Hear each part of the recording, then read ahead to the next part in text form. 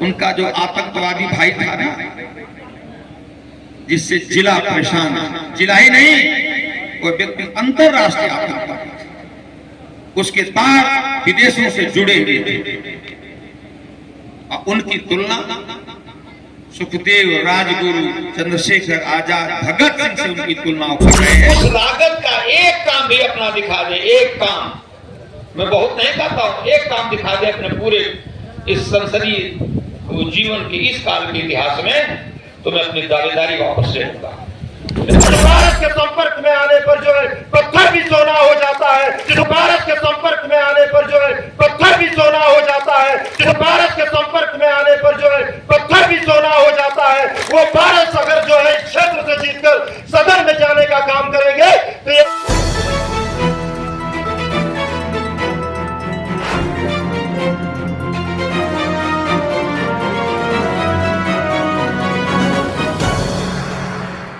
देश की आजादी से लेकर जब भी परिवर्तन हुआ है देश के भीतर, शिक्षकों और अधिवक्ताओं की अग्रिम भूमिका इस देश के भीतर रही है। इतिहास में कैसे मिला, हमने दायराओं से पूछी। आप जाकर सकलदीप राजभर से बलिया में पूछिए कि उनको राज्य कौन सा काम दिया जाए, इतना ही हमको टिकट कैसे मिल गया, ये जानने के लिए आपको भारतीय जनता पार्टी परिवार में कम से कम 10 वर्ष काम करना पड़ेगा। 10 वर्ष मिलजुल कर रहेंगे, तब आप जानेंगे कि हमको टिकट कैसे मिल गया। बाहर जाकर इसका आकलन आप नहीं लगा सकते। मित्रों, से खाक लगे वही लाओ, यही उनका मुख्य काम है। जैसे मिल जाए, भाई भी लाता था, बड़ा भाई भी दूसरे ढंग से लाता है। उन्होंने पूछा है कि प्रत्याशी जो सपा के कर रहे हैं कि मनोज सिन्हा ने कौन सा विकास कर दिया। अगर मुझे को सूरज में दिखाई पड़े तो उसके लिए मेरा क्या दोष है। अभी लोग पूछ रहे थे पिछली मीटिंग में, अरे मनोज सिन्हा ने कौन सा विकास किया। अरे कुछ विकास नहीं किया, एक काम किया उन्होंने कि हर शनिवार हर रविवार को अपने क्षेत्र में उपस्थित रहे, को मनसायन कर दिया। मनोज जी आए, घर गए, उधर गए, इधर तो उधर उपस्थिति उनकी रहती थी। आप भी बताइए ना कब कहाँ उपस्थित रहे हैं, क्या उनका विकास बताया जाए। विकास आप देखिए। अब मैं तो एक बात कहता हूं लोगों से में चलने से पहले जब वो प्रधानमंत्री हुए तो संसद में उन्होंने 2 घोषणाएं की।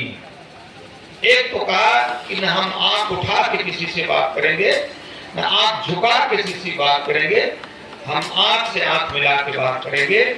ये संदेश सारे संसार के लिए था कि आप वो भारत बदल गया है जिससे आप बात करते थे नीचे स्तर पर। दूसरी बात कहा था उन्होंने कि न खाऊंगा न खाने। 2 बातें मुख्य रूप से उन्होंने कही थी, आपको भी याद होगा। अमेरिका की यात्रा में उनके खाने पीने की व्यवस्थाएं व्हाइट हाउस में ठीक से की गई।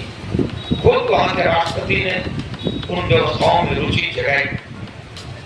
लेकिन आदरणीय प्रधानमंत्री जी ने कहा भाई मैं तो आपका पानी भी नहीं पी सकता यहाँ का, मैं भारत से नींबू और पानी लेके आया। पूछा क्यों? आज हमारे यहाँ नवरात्र का व्रत चल रहा है, मैं तो 9 दिन बिना खाए व्रत रहता हूँ, तो पानी पीता हूँ जो स्वदेश से लेके आया, यहाँ का मैं नहीं पी सकता। कई मित्रों ने मजाक भी किया कि मोदी जी मुख्यमंत्री थे तो उन्होंने वीजा नहीं दिया था, तो मोदी जी ने मन में सोचा कि इसका पानी भी अब की बात नहीं पिएंगे। इस देश में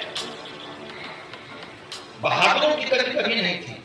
महाराणा प्रताप से अकबर कभी युद्ध करने आया नहीं, इतिहास आप जान लीजिए। कभी वो सामने युद्ध नहीं किया, हमें से हमें पर लड़ाया। पृथ्वीराज चौहान की बात सुनी, महाराजा सुहेलदेव का भी नारा लगा था। उनके बारे में एक लाइन बताऊंगा। अकेले बहादुर थे जो ढाल का प्रयोग नहीं करते। प्राचीन काल में ढाल होती थी ना, एक से वार एक से रोकना, उसको छेद करना कहते हैं। उनके हाथ में दोनों हाथों में भाला था, उसी से वार भी करना, उसी से छेद भी करना। अब महाराजा सुहेलदेव ऐसे व्यक्ति थे कि सामने से आते हुए भाले को अपने भाले की नोक से वापस कर देते। इतने बहादुरों के रहने के बाद भी देश गुलाम हुआ, इस बारे में चिंता करना पड़ेगा। देश कैसे गुलाम हुआ, काहे गुलाम हुआ? न बहादुरी में कमी, न धन में कमी, काहे देश गुलाम हो गया?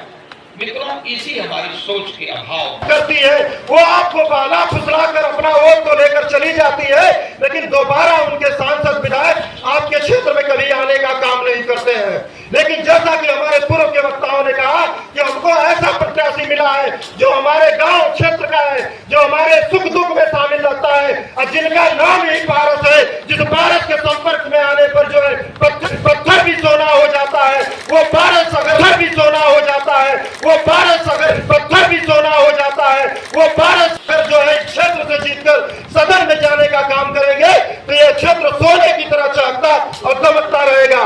इसलिए मित्रों, ये समय जो है इतिहास रचने का है, हमको आने वाली अपने पीढ़ियों को बताने का है कि हमने जो है एक ऐसे प्रत्याशी को इस बार जिताया है कि आने वाले समय में ये जखनिया क्षेत्र, ये गाजीपुर क्षेत्र जो है सबसे जो है उत्तर प्रदेश में एक नंबर पर रहेगा।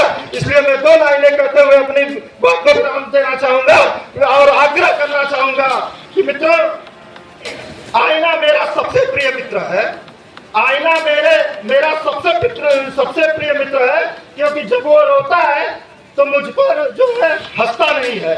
इसलिए उस आईने की तरह जो है इस बार आप लोग 100% अपने लोकप्रिय प्रत्याशी आदरणीय श्री पारसनाथ राय जी को इतना मत दीजिए इस पूर्वांचल से ये गाजीपुर की लोकसभा की सीट सबसे ज्यादा मतों से जीती जाए और कंधे से कंधे मिलाकर हमारे जो है प्रत्याशी आदरणीय यशस्वी प्रधानमंत्री नरेंद्र मोदी जी के साथ सदन में जाए। यही कहते हुए अपनी वाणी को विराम देता हूँ।